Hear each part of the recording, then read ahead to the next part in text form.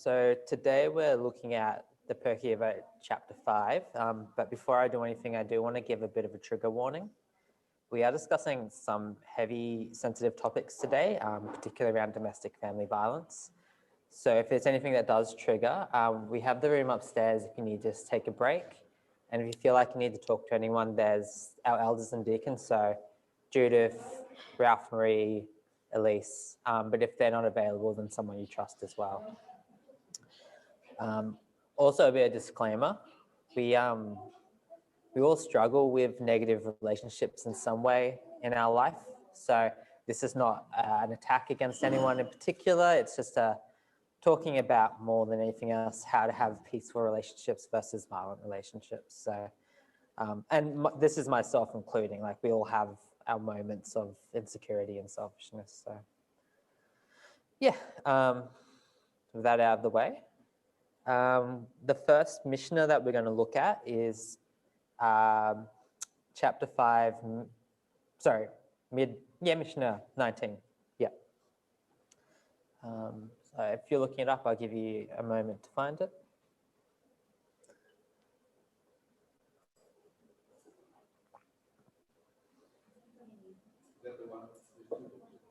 Anyone who possesses three characteristics,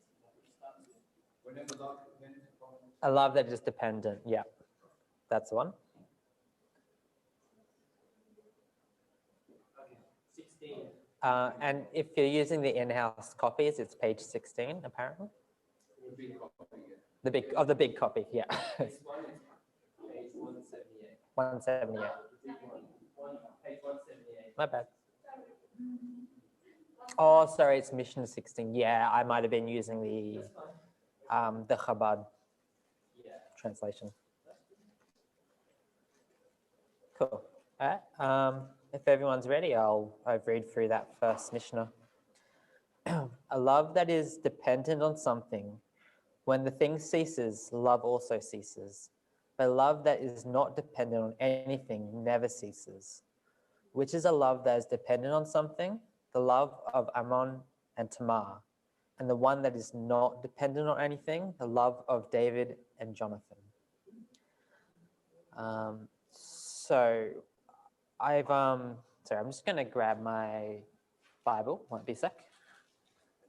Okay, I'm back. So I don't know if you guys know much about the story of Tamar and Amnon. It's in Samuel 13, chapter 1, basically. Samuel chapter 13, verse 1. It goes all the way through, but I'm going to paraphrase most of it and just read out a certain portion that's important. So just give me a sec while I find it. I believe it's 1 Samuel, yeah.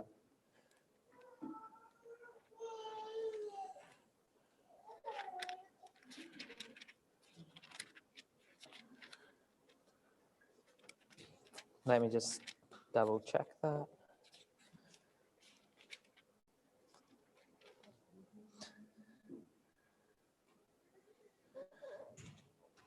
No, sorry, it'd be 2 Samuel.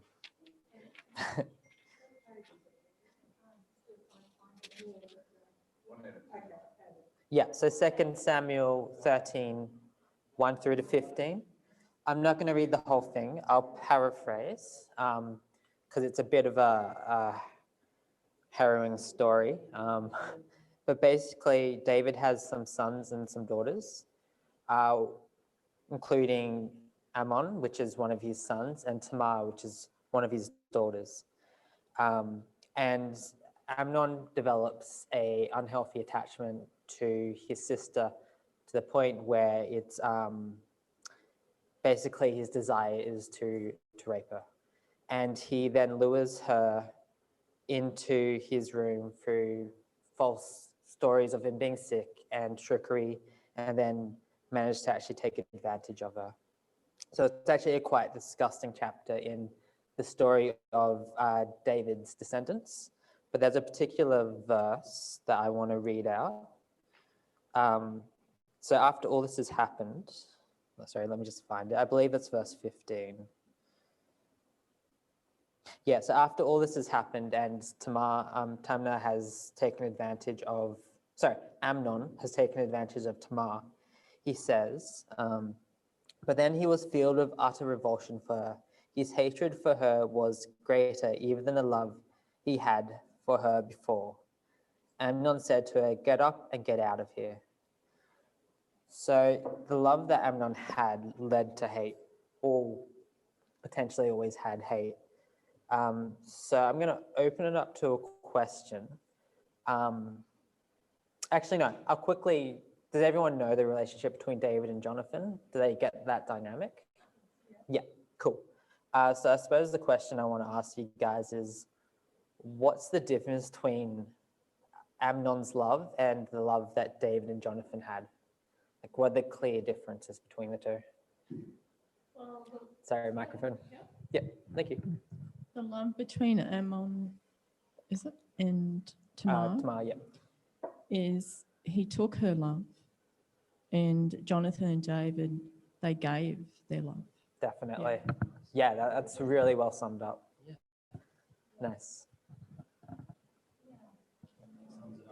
Yeah, I'm happy to go just leave it there unless anyone else has a question. Oh, yeah, David, go for it.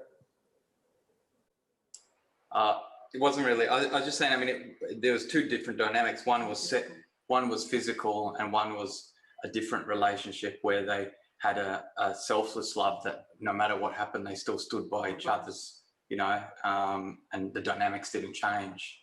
Whereas I like that in the thing that we're reading at the moment, something was dependent on a specific cause, whereas the other one wasn't dependent on a specific cause.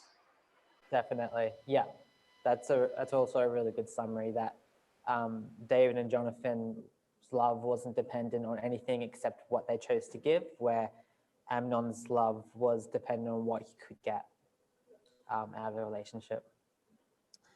So yeah, those two answers really sum up quite well where I'm going with this. So Amnon's feelings of love was tainted by his desire to take something from Tamar.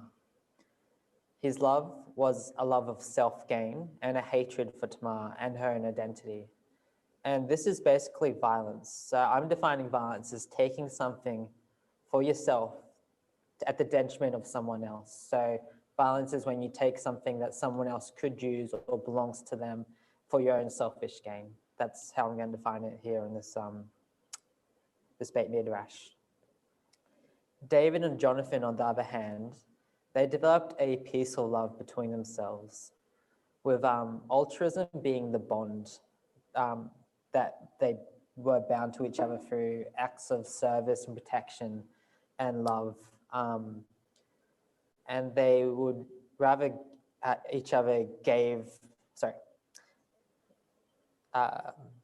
so there was that love between Jonathan and David is independent, as there's no attempt for one to gain from the other, rather each gave with a desire to give. So it was that a free love rather than a dependent love. So I'm going to pivot to another Mishnah, and this one is, in my version, is 22, but it starts with whoever possesses the following three traits.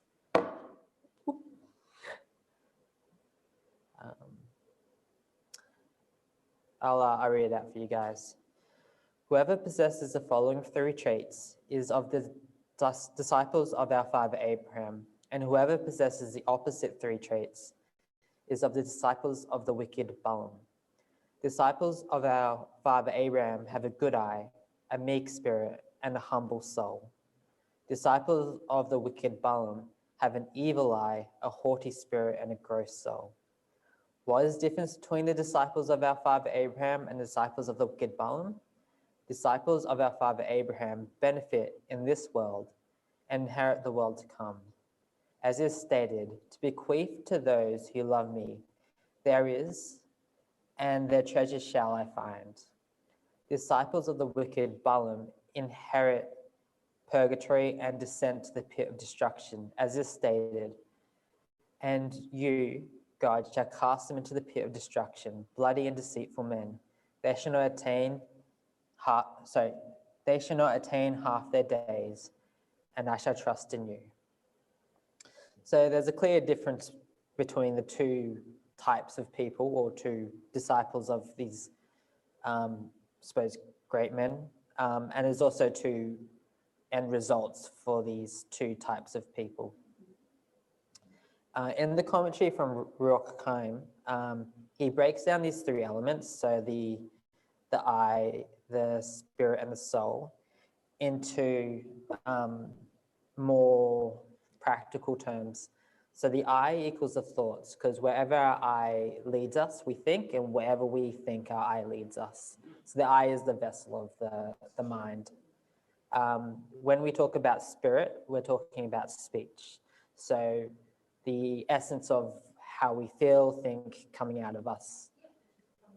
Yeah, so coming out from our words, and soul. So that's, remember, there's a few different levels of the soul. When we talk about soul, we're talking about our physical body. So it's the actions we put into life through our thoughts and our spirit. And that sort of links back to a few Beit Midrash ago when we were talking about how our thoughts dictate our emotions, which then dictates our behavior, and then it reinforces our thoughts again. There's a Chabad commentator called Yankee Tuba. That will do. Tuba. Torba. That's the better translation. He points out that the peaceful, good ways of Abraham, with good thoughts, meek speech, and humble actions, are a counterbalance to the evil, violent ways of Balaam. So bad thoughts, haughty speech, and gross actions. And in Matthew 7:21-22, Yeshua also talks about how our thoughts and our thoughts and our mind's thinking then impacts our actions. So we are unclean from the inside out, not the outside in. It's what we think then impacts how we get into something that will make us unclean. So the question is, and this is a very big question, why does evil exist? Evil exists. We're just going to serve all of the world's problems today. So, only got 45 minutes. Depends. Yeah, why does evil exist? Well, if you ask a Hasidic Jew, he'll say that you can turn it to good. So you can redeem it and elevate it. And then there'll be no evil, and then Hashem can dwell like a neighbor with us. Okay. That would be one answer. Cool. I like that. Because of selfishness? Yeah. Is why evil exists. Yeah, that's a good answer as well. Oh, David? Further, I guess that is from a Jewish perspective, we'd say that evil, all things were created from Hashem. So that means evil also is something that has come about because Hashem either allowed it or created it. So it's there to allow us to make decisions. Without that, we couldn't make decisions of whether we're right and wrong. If it was all good, then we'd be like robots, really, in a way. Definitely, yeah, I like that. You stole Judith's answer, but that's okay, you're forgiven. Both what David just said and Tracy said are both true. Evil was created by God, according to the rabbis and Jewish thought, is created by God to then give us a counterpoint to good so that we can then compare good or make good. But evil is perpetuated, so recreated through our actions. So while evil was originally created by God, its continued existence is our responsibility, whether or not we choose to continue to let it live.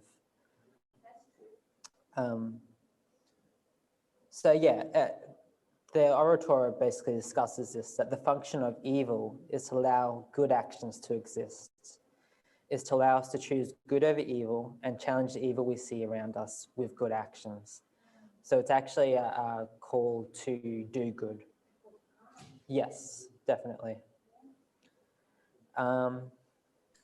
Excuse me, Daniel. Go ahead, David.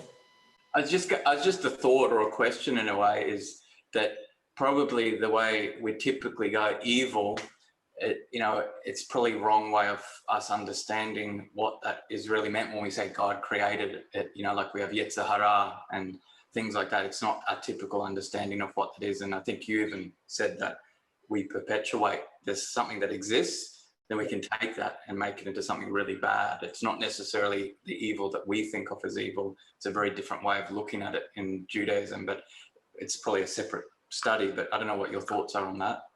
Yeah, I mean, sort of just talking off the top of my head here, so I haven't got any back into this, but you could argue that Adonai created the potential for evil. So there's free will, and with good, you have to then have the potential to not do good. Otherwise, it's not good because you're not choosing it, you're just doing it because that's what you're programmed to do. So he created the potential for us to make those choices, for those two ideas to exist in the world, and then what we then do perpetuates which one has an existence and which one doesn't. Who classifies evil? Yes, who classifies evil? That is also a very good question. Yeah, because evil can be not evil in somebody else's Yes. mind. So Yeah, so I get what you're saying. Like, from a postmodernist perspective and from a humanist perspective, we all understand good and evil from our cultural background. But like when Adonai created the world and breathed everything to existence, he said what was good. So then we already have a counterpoint to what is not good. Because everything he made, he said, and this is good, and this is good, and this is good. So everything that disrupts or breaks or moves that goodness away from God is automatically evil. So there's already like the basis that we can sort of work from there. Yes.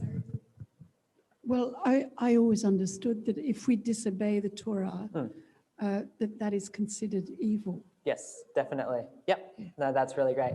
And that's because that takes us away from that closeness to God and disrupts that what God originally had tried to create in the garden.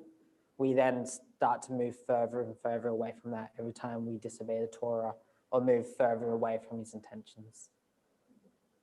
Those are really good. I like that discussion. That was really good. And why you're standing, Ryan? I've got another question. So we've defined good, we've defined evil. In our intimate personal relationships, partners, friends, family, how does this work? How does good and evil work in that setting of like the personal, intimate?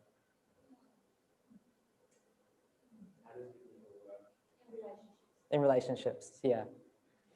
Yeah, I guess if you go by the principle that you've just said, in a relationship, anything that you do to the other person that brings them further away from God, that's obviously wrong.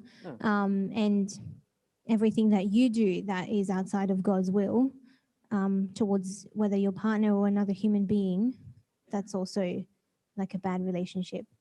Yeah, I like that. It doesn't answer it exactly, but 17 in my one says, any controversy that is for the sake of heaven is destined to endure, and that which is not for the sake of heaven is not destined to endure.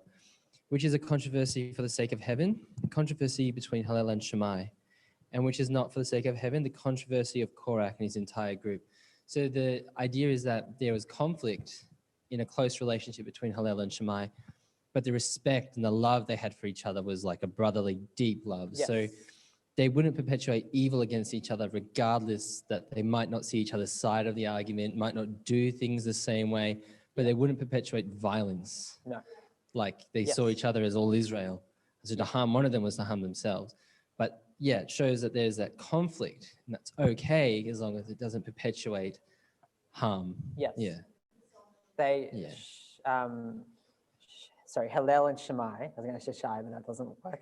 Hillel and Shammai, their arguments was for the sake of each other so that they could pass each other's wisdom on, challenge each other if they saw each other was wrong, so that they would grow closer to God. Whereas old mate against Moses, his conflict was because he thought that he deserved what Moses had. So it was a desire. Korah,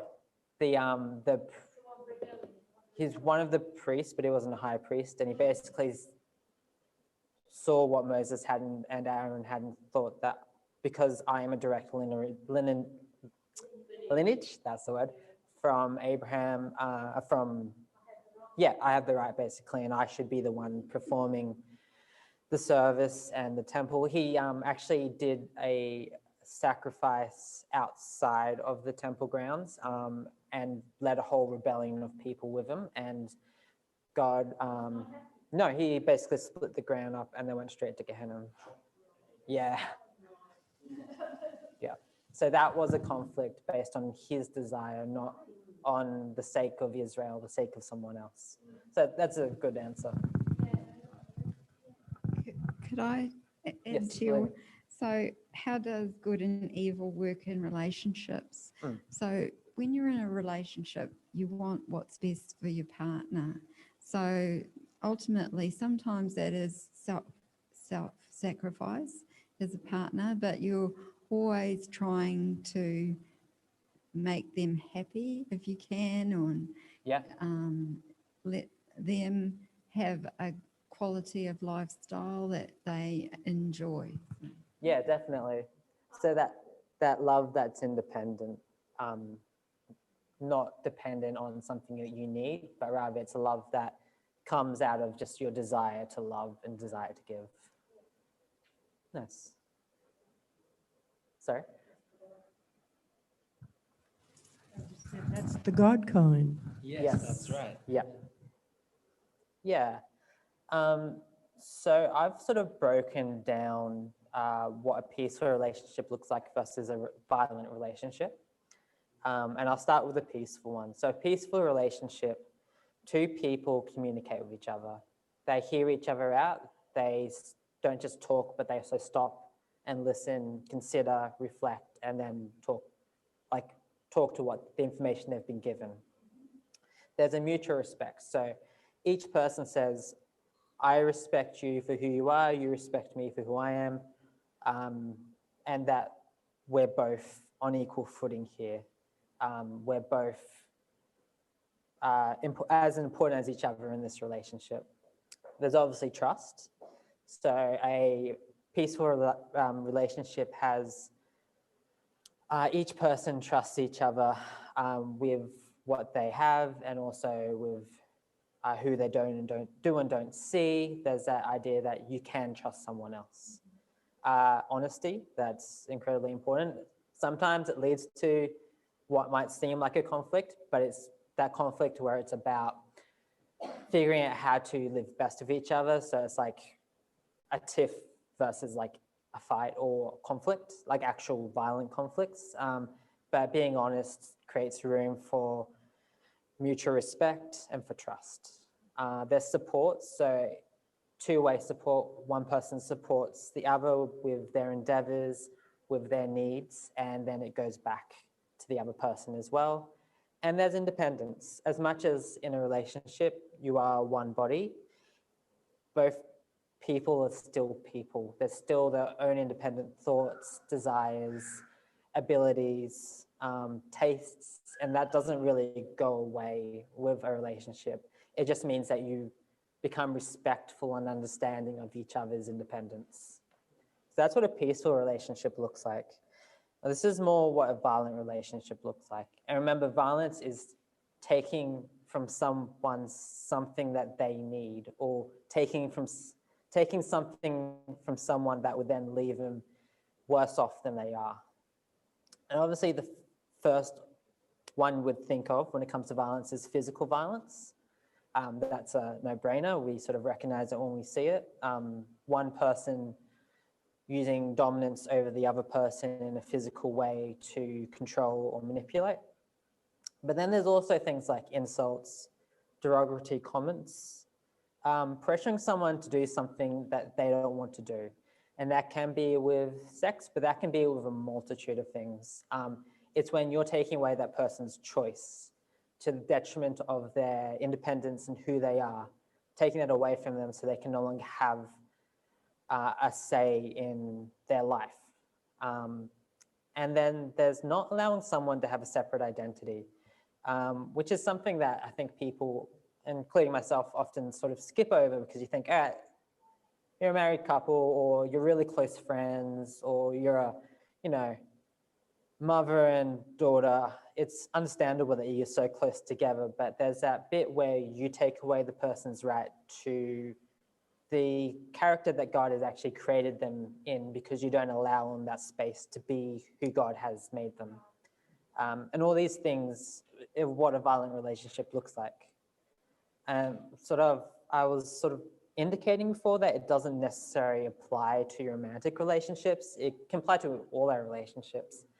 At some point in our lives, we are in power over someone else in some way, whether it's a student-teacher relationship, parent-child relationship, employee-employer relationship. We all have positions where we have the ability to impact someone's lives.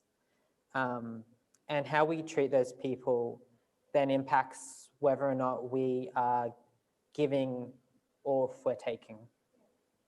So it has like a wide-ranging sort of implication. But obviously something that we are learning more and more about is the hidden violence that we are seeing in our society today. So it's something to sort of highlight. Also, I know it's a heavy topic today, so I do have some numbers that if Judith can put them up.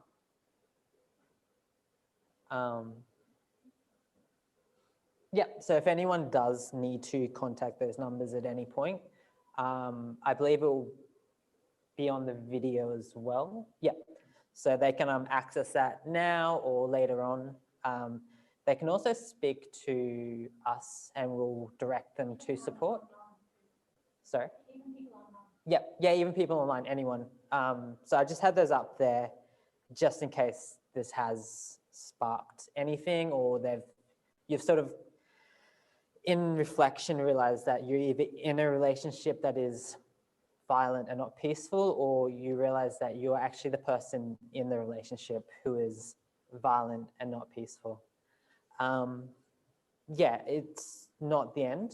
It can change. And especially if you're the person who realizes that they are the one in violence, you can work past that. It will take work, but the first step is actually admitting it. And it's not easy, trust me.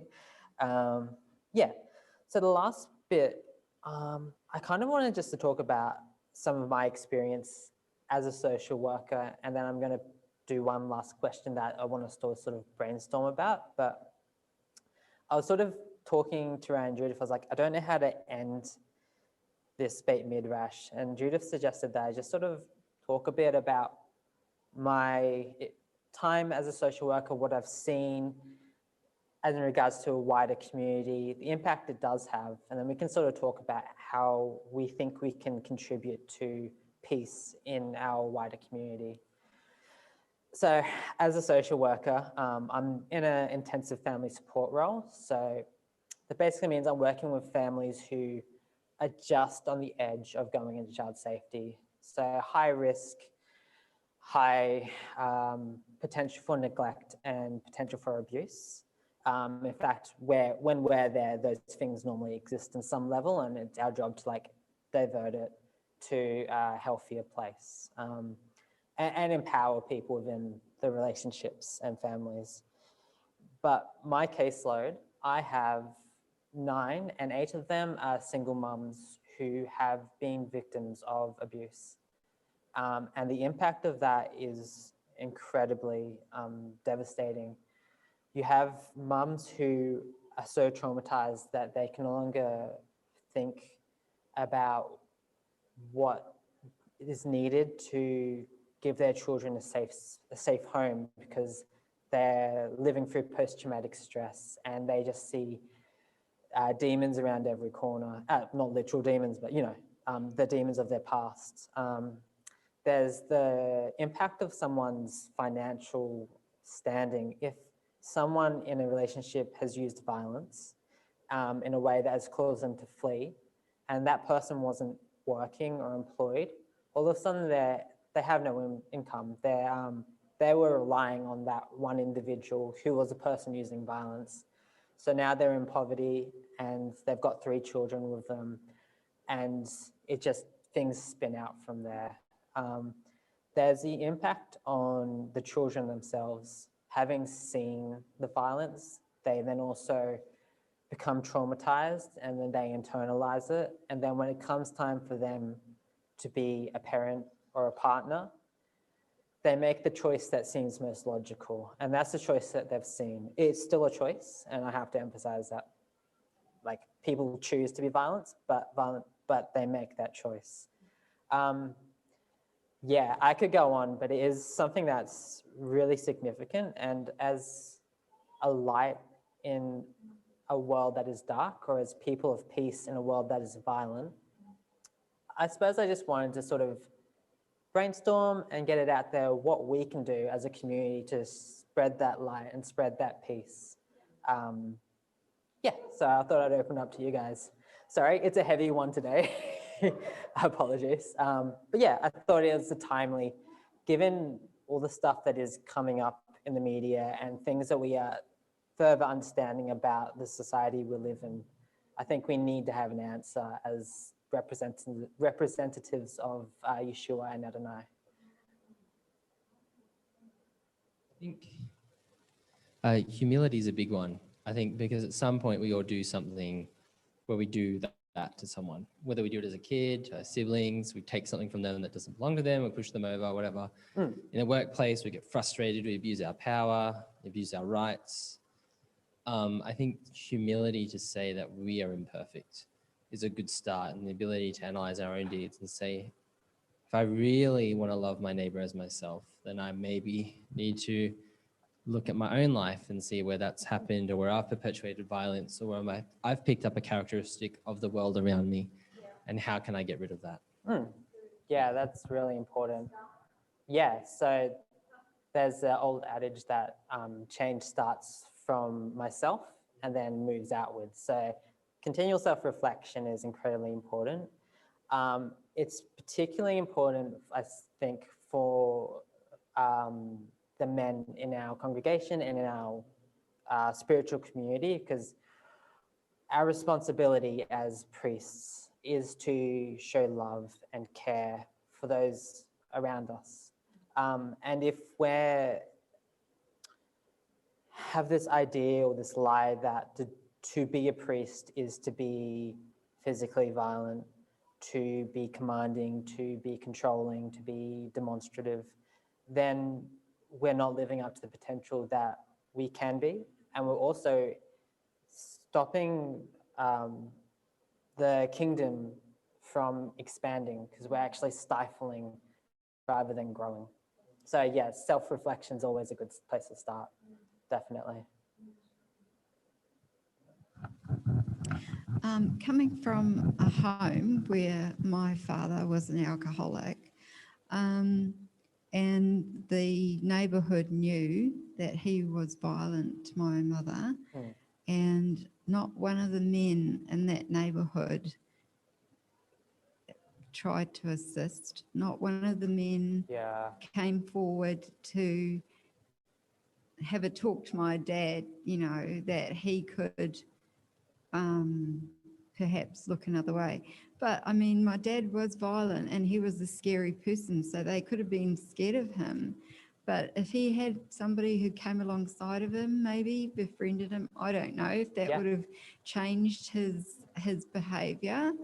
But at least maybe he could have learned that it wasn't acceptable, you know.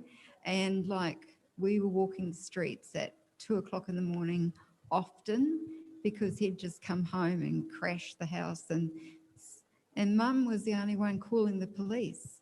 to Yeah. come and do something. None of the neighbours stepped up or did anything. They just allowed it. And Yeah. I can't say that I blame them, but I sort of think, well, my mother could have been murdered by my dad, and that was the, the state of violence Yeah. he was. So nobody did anything about it. Yeah. Starters, I want to say that I'm sorry that you had to go through that. It's amazing that you've actually not just survived, but you've grown and developed and found a way to not pass it on to your generation, like the next generation. So just kudos to you. But also, that is an excellent point that violence continues when it's unchallenged. And we don't have to be necessarily like violence in relation to violence. We don't have to then hunt that person down and do all that. But violence is allowed to grow when it's not. Yeah, definitely. When people aren't shown that they're wrong and given an opportunity to have shame. So we discussed a few Beit Midrashes earlier. Shame is that space that allows us to evaluate where we've missed. So someone has to come along and say, hey, you've actually missed here. You can be up here. Let's work out how we get there. So yeah, definitely being people, but especially men, but everyone in the community who's willing to sort of call out something when it's wrong and then give someone a solution to how to get there. Yeah. Yep, Tracy. Well, even in the New Testament, it says there somewhere that we are to go in front of the congregation and admit our sins. Yes. Because, in doing that, it helps everything. Yeah, definitely. Yeah. As hangings once helped people to not sin as well. Like, I know we don't want to go back to hangings, but that's just a similar thing, and I don't see it in churches, and it should be done. That accountability. Not all done behind the scene and in Yes. quietness and stuff. I do get what We're you're a saying. community that are brothers and sisters I definitely to get what you're grow in love. Yeah. And it comes, and to do that publicly is helpful. Yeah. Because if we sin and we admit it, yes. Because it says it really well in the New Testament how to do it. Yeah. I can't remember where it is, but no, I know the scripture you're talking about. Yeah. And when you don't see it, everything just gets hidden. Yes. And everything just keeps getting worse. Yes. Yeah, in community outside of church as well. Things that are kept in the dark fester and grow. I would say that there would be a way to do it that the Indigenous people have this idea of men's business and women's business. This would be a thing that it would be a men's business in the sense that it would be a man's responsibility or a group of men's responsibility to talk to that man separate from the woman and confront, like still have that public shame, which is also ironically Indigenous thing, public shaming, to sort of say that you've missed the mark. So have that conversation and then also give them space to grow. With domestic violence, it's very complex because you don't want to put someone in a position that's going to incur more violence. So you don't want to have someone up the front, and unless they're ready to admit that they've done something wrong, you don't want to shame someone at the front because then it opens up the risk that they'll go home and then unleash more violence or potentially a violence that will be lethal. So it is very delicate how you do it, but definitely that idea of men's business and women's business where a man of the congregation, a leader, an elder, and someone else would say, hey, this is missing the mark. And then the woman's business would be a woman gathering around the person who, in this case, if they are the victim, and sort of encouraging her, giving her strength, saying that you deserve more than this and your value to God is greater than what you've been presented as with your partner. But yeah, definitely look, that idea of not letting it be dormant is incredibly important. Yeah, I was just going to say, just for instance, my mother grew up in a I've had quite a bit to do with domestic violence and trying to calm just being a peacemaker sort of thing. But I'll just say this, that I think even the churches maybe where, well, say for instance, being a European, the men in certain cultures, the women are to do what they're told. And I know this is, and in fact, the very, very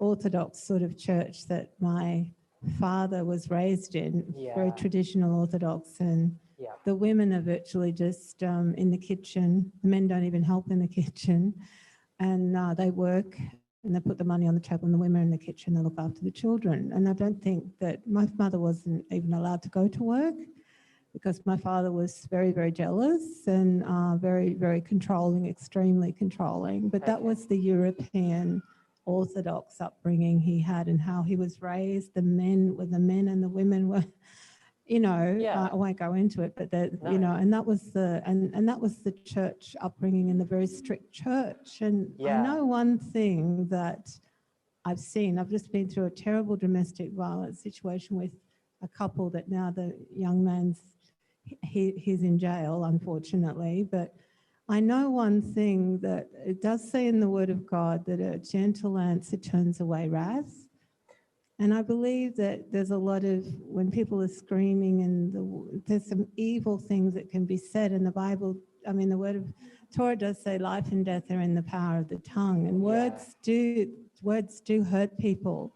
And often, unfortunately, when there's some stinging, horrible things that can be said that terribly, terribly hurt people. And then there can be terrible reactions, catastrophic reactions out of that. So even as an aged care nurse, we were taught about diffusing catastrophic reactions, but it's in the Torah, a gentle answer being turning away wrath.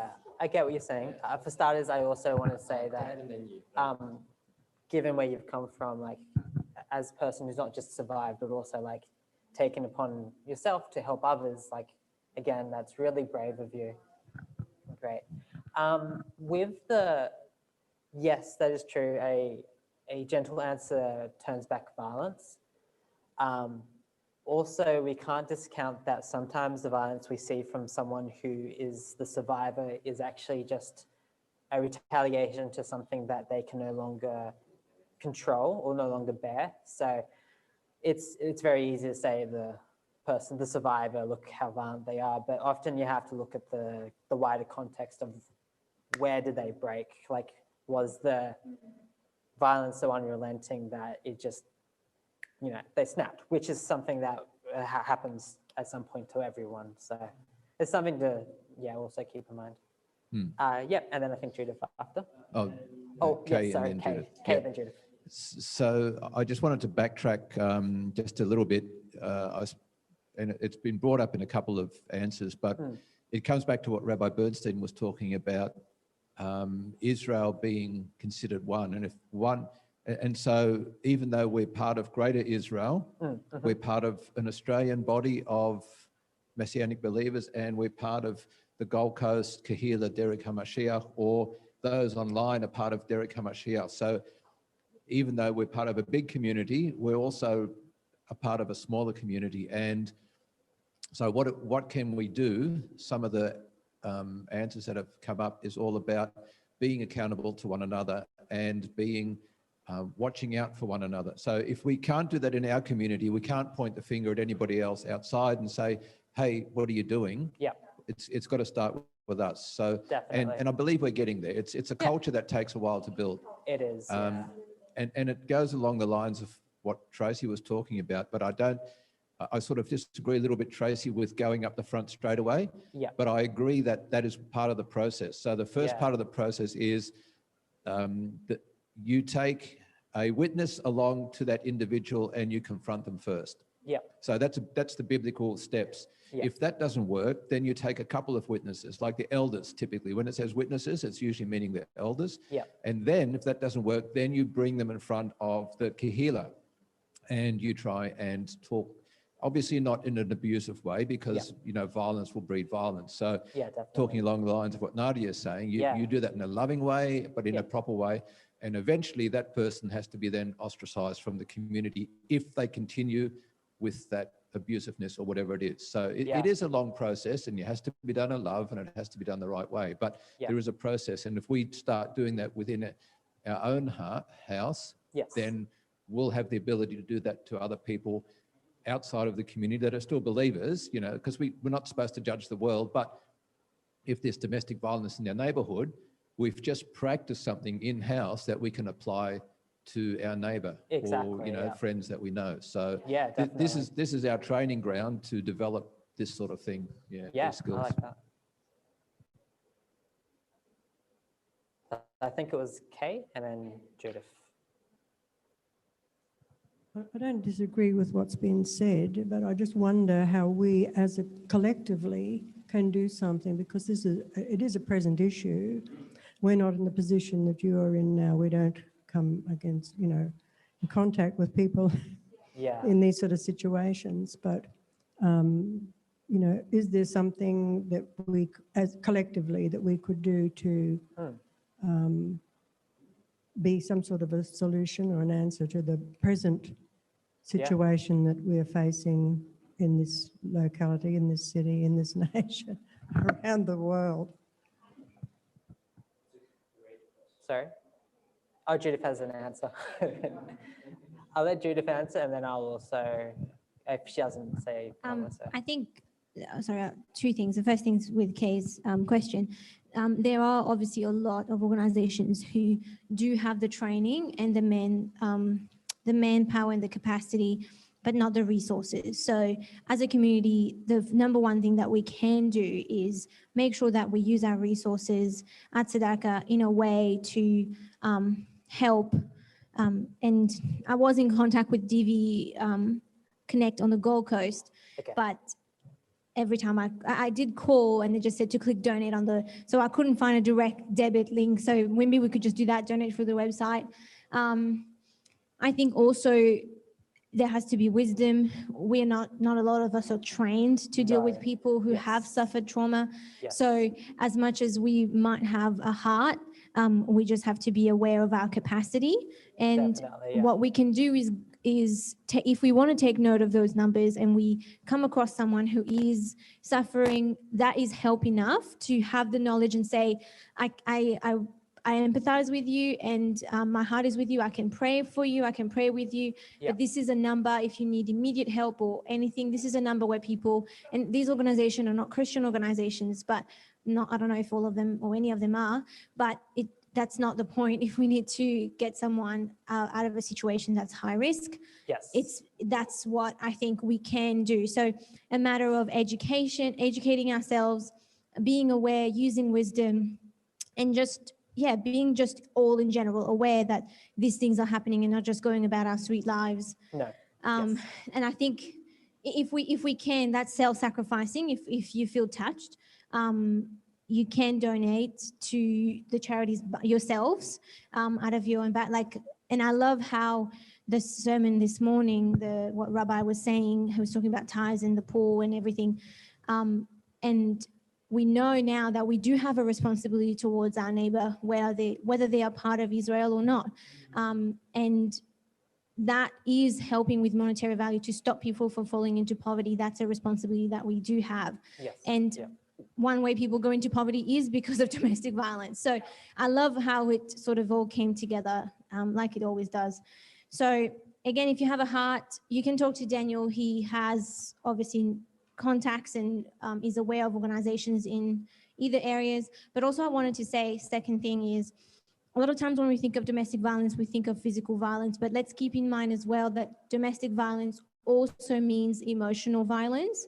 So financial as well. So it's just any situation where you feel like your choice is being taken away and that you don't have the power that you know you should have in any relationship, again, not just in a romantic relationship with a husband and wife, but in any relationship. Just want to really emphasize that it's also emotional, and words, just be very mindful. If someone is insulting, uses words of violence. Yes.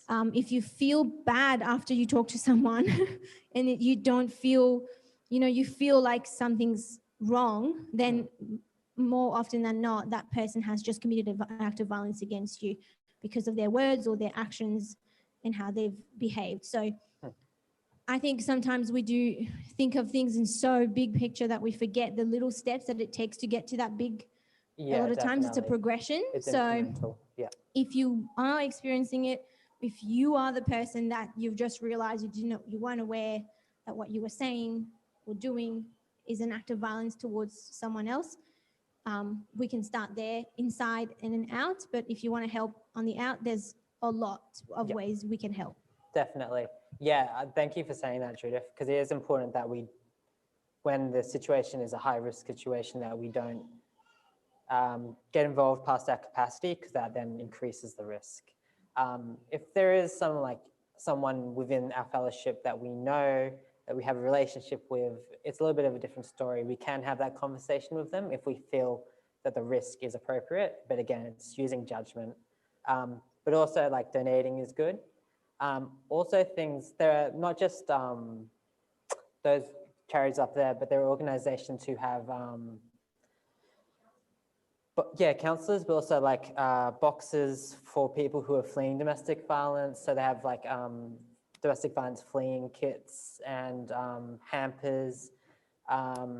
If you know someone who is experiencing domestic violence, even just doing something like a meal, asking them what they need, if there's anything they're being kept from that they're able to have that's not going to put them at risk. So like assessing needs as well is incredibly important. Being an ally to someone who's a survivor. Yes. So we have a question from our friends in PNG. Oh, yes. Basically, the gist of it is, what do you do if someone keeps denying help? As in a survivor keeps denying help? Or a perpetrator. Right. So if a survivor keeps denying help, then unfortunately someone has to be ready to accept help to receive it. So you just keep let them know that you're there, and once they're ready for help, you can provide it to them, whether that be one of the numbers or referral to a service or something small like a meal. You unfortunately can't force help onto someone. When it's someone who is the person using violence and they also refuse help, then it's really about supporting the person who's a survivor to then make the choice of if they are ready to contact someone for support, then allowing them opportunity. So if the person using violence isn't going to stop using violence, then it's about supporting the person who is the survivor to actually flee if they're able to, by contacting numbers, getting support, accessing support. But yeah, it's a hard spot to be in, so it's a good question. Oh yes, David. Yeah, David, that'd be the last. Thank you.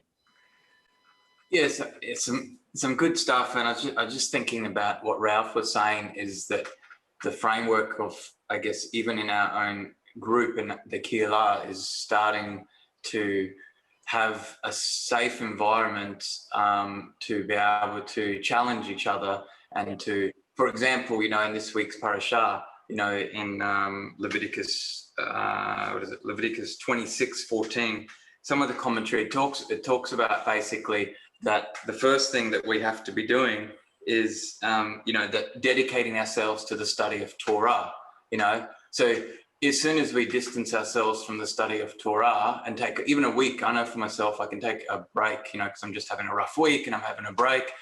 And then suddenly your brain starts to think differently, So even just a small thing like with the Torah Connect groups is like, hey, how's everyone gone? Have we been studying Torah this week? Have we been struggling with it? Why? What's causing us to have these secondary thoughts? And really building that environment within that. Because if we can't, like Ralph said, if we can't do it within ourselves and have that environment, because we have to take care of our brethren first, our brothers and sisters first, and that's a very Jewish concept also, is that, and within the Kila, is everyone doing okay?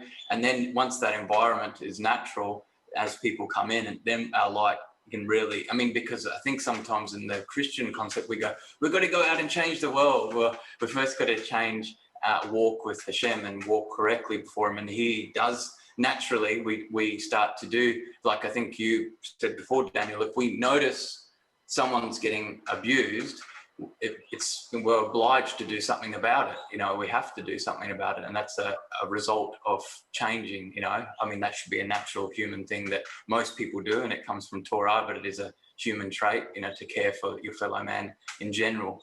But anyway, I just thought, just like what Ralph was saying is really good, is how can we have certain elements within, whether it's study groups and general, to check in with people and have some sort of environment or group. I think Ralph was talking even about having a chat group that was available and have proper discussions, and that could be something very small that we could take action on and actually do something about to support each other, and then direct people if either any of us see problems in the community and so forth. Yeah, definitely. I really like that. That comes back to the idea of where we put our thoughts, emotions, and then our actions follow. So if we're allowing Torah to be the forefront of our thoughts, then how we feel, whether or not we feel jealous, whether or not we feel insecure, whether or not we feel afraid or angry, that changes to things of peace, things of love, things of righteousness, and then that impacts our actions. So definitely, like, the first thing you should always be doing is connecting ourselves to God through Torah and through prayer. But also the other thing, creating a safe space that allows us to say, all right, I'm doing something small, I'm struggling with something, how do we change it? Having that safe space so that we don't have to get to the point where we have to drag someone out the front, because they're ready already to have discussions about the small things so that it doesn't fester in the dark. It sort of has the light to kill the fungi and bacteria and whatnot. Yeah. Yeah, I appreciate the discussion today, because what I'm seeing is that we are creating the framework of culture, a culture that is Messianic, that is in Australia and Papua and New Zealand, but it's a culture that is going to be practical. And we're saying talk, communicate, be it in the connection group, Torah connection group, be it one-on-one. Don't feel that you have to be on your own, because we are truly family. Yeah. So I just thank you everyone for for participating, and thank you for having a heart that's open, that says, I want to be part of this culture. I want to be part of creating this new way, or it's not new, but this active way of respecting God and respecting one another. It's wonderful. Yeah, definitely. And thank you for participating in what is an awkward and uncomfortable conversation, because it's not the happiest of topics. I appreciate everyone's input. Oh, sorry, won't be a sec. Yeah. Just one quick thing about Proverbs has so much instruction, and it's Mother's Day tomorrow, but the Proverbs 31 woman, you know, the Proverbs 31 woman, it's such an instruction about the righteousness and the love of God, love of Yahweh, working through the women. And it's instructed for men to love their wives, and for wives to honor and respect and love their husbands. And it says in Proverbs, she does him good and not evil all the days of her life. And that was said to King Solomon's mother, I think, instructed her son about, my son, you know, instructed her about a good wife. And of course, there's no excuse for, I mean, my mother didn't ever answer back my father. I know that's not okay. And I didn't answer my father back for 20 years. I'm not joking. I did not back answer my father for 20 years. And when I even had children, I had to respect my father. And I know that was a bit of a bondage. But what I'm saying is there is a lot of instruction in righteousness and holiness and alleviating wrath and anger and ironing things over in the love of God, because God loves everyone equally. And there's instruction about how he loved Judas right to the end. He didn't treat Judas any differently, and he didn't retaliate. And there's so many things in the word, because I've just seen a whole lot of this. I've just been through a whole lot of this with a couple, and a lot of bitter words make things much worse. So Yeah, they definitely make things worse. But it is really important to just remember that violence is always a choice, and there's no excuse for a violent reaction other than selfishness. So, but yeah, they definitely get what you're saying, definitely. Great, thank you, Dan.